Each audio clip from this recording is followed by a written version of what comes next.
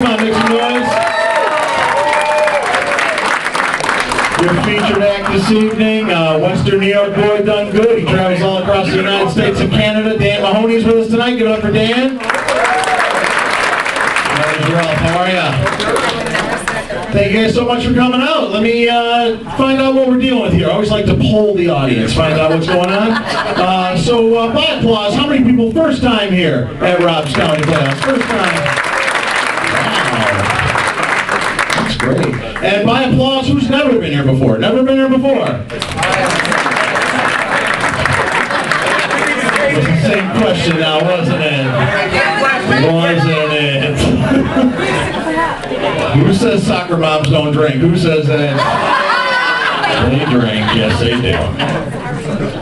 So nice to be here.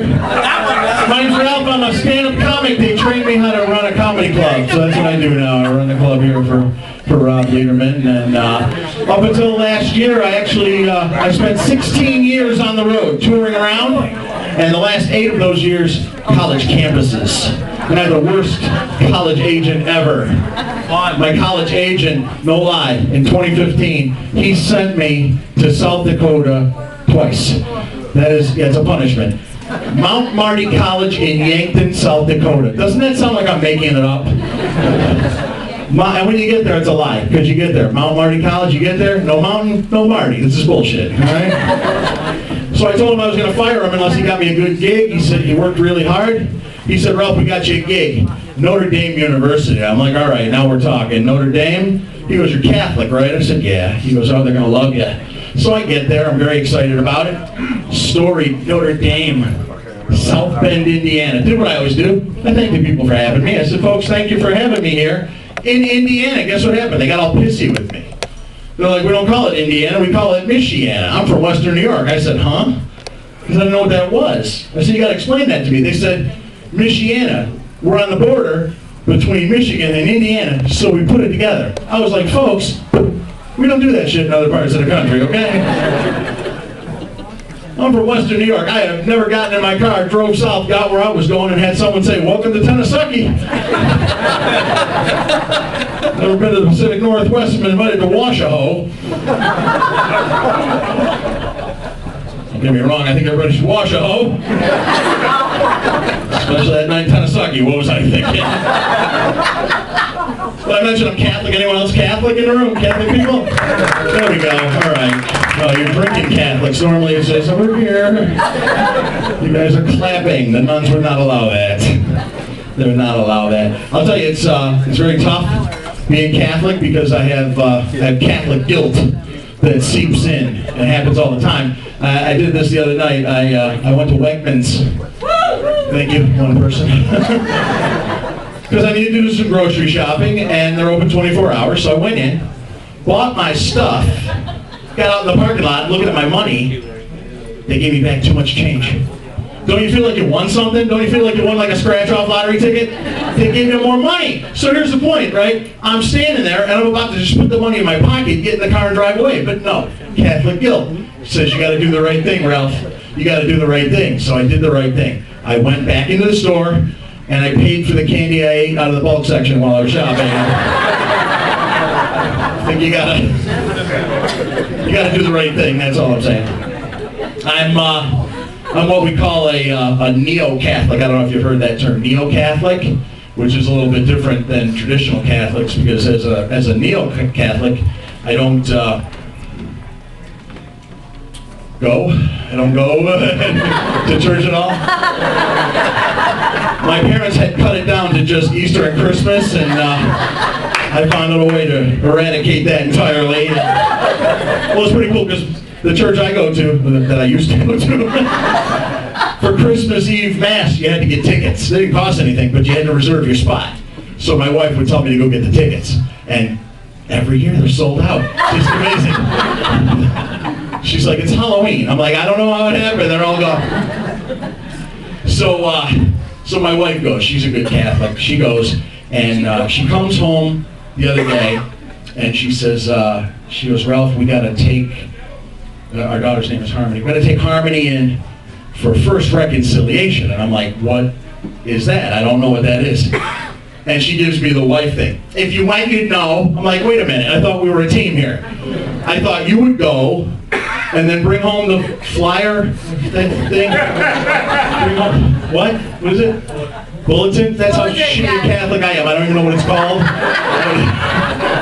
But I would read it. I'll read it. So I was like, why don't I know what this is? This sounds like something new. She says, you don't know because you've been away so long, they changed the name of something. It used to be confession. And I'm like, oh, that sucks. Why are we coddling young people? Why can't they grow up the way we grew up with standards? No, it's like reconciliation. It's so soft. It's like, oh, you sinned against God, but you tell the priest what you did. He gives you some prayers to say. You say you're sorry to somebody, give back what you stole, and you come back to Jesus. When I was a kid, a little different. It was confession. We got you, Ralphie. We know it was you. We found the magazines under your mattress. We know what the hell's going on in there. So now I got to teach my daughter about confession. And I'm sitting there going, what do I know about it? I'll tell you what I know about it. My religious advisor was my father. My father. Second generation Italian American. My grandmother was right off the boat. Yeah. Right? And I was the oldest of the kids in my family. Clap if you're the oldest of the kids in your family. Yeah. Yeah. See, no energy at all. You guys are all dead. You're all dead. Because you were raised by people who never raised kids before. They didn't know what the hell they were doing. Here's the thing. Every one of you that's a firstborn, you were raised by people who couldn't figure out a condom. That's exactly who you are. Couldn't figure out a condom. Now they're going to raise you? Come on. So when you're the firstborn, you're like the test pilot for all your brothers and sisters. You're like Chuck Yeager. We're going to put you in this airplane. You might go really fast, you might explode. Good luck. So I'm so scared. I got to be the first one to go to confession. And I talked to my dad, my second generation Italian American father. I'm like, Dad, I'm scared, Dad. I gotta go to the church. I gotta go in the booth with the priest, Dad. What do I tell him? What do I say? Perfect Italian American answer. You don't freaking tell them anything. You don't know nothing. You weren't there. You don't know those guys. You're out of town on business. I'm 11 years old, Dad. Yeah, my paper route went to Cleveland. I was gone for the weekend. I don't know what happened. So I'm married 23 years. My wife and I just celebrated 23. Thank you. I appreciate that. So different. Guys are clapping like whatever. Women are clapping like, thank God that guy's off the market. I know what I look like. This is not what I planned on looking at this stage of my life. Some of you are looking at me like, I think I've seen this guy on TV. I know most of you are going, oh my God, when did Jared get out of jail? When did that happen? This used to be a good look. I used to be able to walk into somebody and they go, holy shit, he's here! I get a free sandwich, high five everybody, empty the register. Now I walk in, a little different. Holy shit, he's here. Hide the children. Don't sell them any cookies. Don't sell them any cookies. I like it when the audience repeats the punchline back. That's always good. My stuff's so good, even I would like to hear it again. That's great, I appreciate it. So my wife and I have been together 23 years. And you know, people will come up to me after a show, it's usually lawyers. And they'll tell me, they'll say, Ralph, you know, it's so easy to get a divorce in this day and age. You know, how do you keep it together? How do you do it 23 years? Like, that's an accomplishment, you know? And I said, I'll tell you what I think it is. I think you want to have a relationship that's lasts the test of time. I think you need to have compatibility, you know? And so many people lie to you about what that is. Match.com is terrible. We match you to 250 points of compatibility. That's my sister. I don't want that. I'm looking for a spouse, not a marrow donor. You have the same DNA as me. And they're doing wonderful things with DNA, aren't they? They're cloning sheep now just so guys from West Virginia can double date. That's pretty cool. If I need to draw that, I will. I'll draw that on thing for you. Yeah, I know that. Got to have compatibility. And I think there's really only one compatibility you have to have. And nobody will say it. Physical compatibility, that's so important, you know? Nobody will tell you this. I'll tell you this. Single people, You want a happy marriage? Marry into your weight class. That's really important. I don't think anybody talks about that. Because I have traveled all across North America. I have seen couples out there that are comically mismatched. And I would see them in Walmart. I don't know why that is. Weird looking couples, man. One's real skinny, one's real fat. They look like the number 10 just sliding down the aisle. And you know damn well one of them is not walking at the speed they want to be walking at, right? The skinny one thinks they're going too slow. The fat one wants to sit down. Somebody's pissed off. You want a happy marriage? Marry somebody you can keep up with. Yeah. If you're skinny and trim and you like to run and jog and swim and exercise, that's great. Get someone just like you. You'll be two fit little peas in a pod. But if you're like me, you like to rip open a big bag of Doritos and eat till you can throw the bag away. And if you've ever finished a Pepperidge Farm cake over your kitchen sink,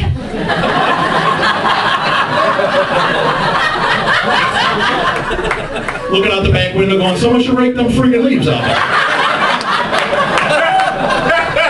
Gotta get somebody you can keep up with. That's why I married a big girl. I'll tell you what, I think big girls are sexy as hell. Yeah. Yeah. I'm fat, my wife's fat, we get in bed, we don't do 69, we do 88. And we're happy. Did you enjoy that?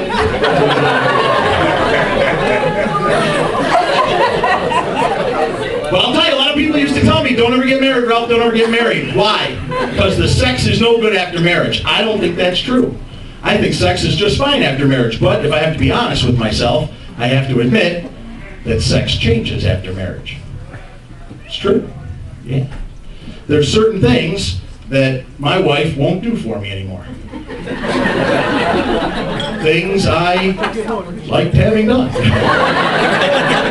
How do I say this nice? Because you look like a nice crowd. She won't,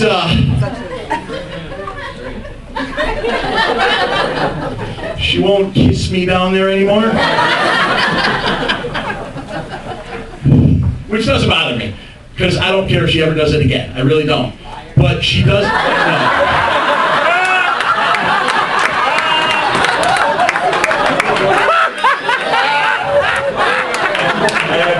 All right, well, the team is looking for a backup catcher, so if you're tryouts, we can. No, here's the thing, right? If she never does it again, I don't care. I'm going to love my wife. But I don't think I should be teased about it. That's the thing I really don't care for. She shouldn't tease me. Because for our 20th wedding anniversary, she got me a BJ's card. I didn't think that was important. I was dancing all around. I was like, what's his lifetime number? I had no idea. It was just a store. I got her back, though. I got her card from Dick's. Cash that in, you bitch.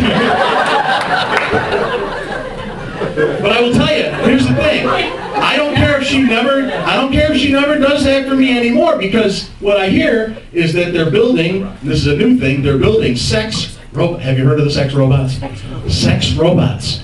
Male and female models that will do those things that you want done. And I will tell you right now, I will not participate with a female sex robot. I am not putting the peep into the sex robot. I'm not gonna. You know why? Because I come from the generation that remembers what a bad cassette player would do to your white stain tape.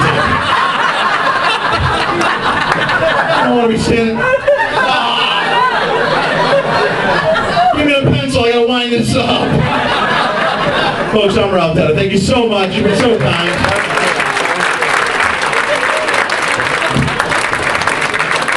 Keep this rolling here. Your feature act coming to the stage, like I said, very funny guy. Tours all across the United States and Canada. One of our favorites here at Rob's. Please put your hands together and help me welcome Dan Mahoney, everybody. Give it up for Dan.